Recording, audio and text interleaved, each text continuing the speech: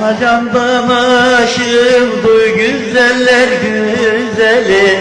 Sensiz hayat ışığım ey güzeller güzeli. Sensin hayat ışığım ey güzeller güzeli.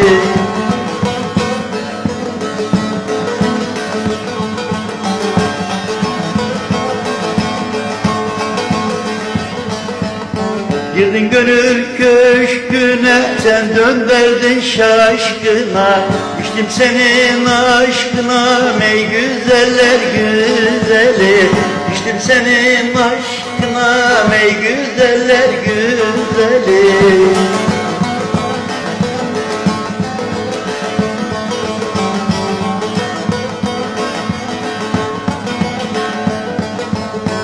Aşka neyledin çarı, dayanmaz aşık barı.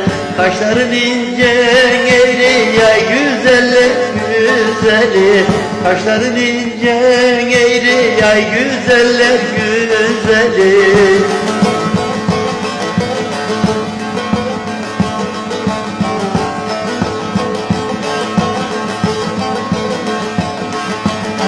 Canımsın canım eşim, erdem can sevmek işim.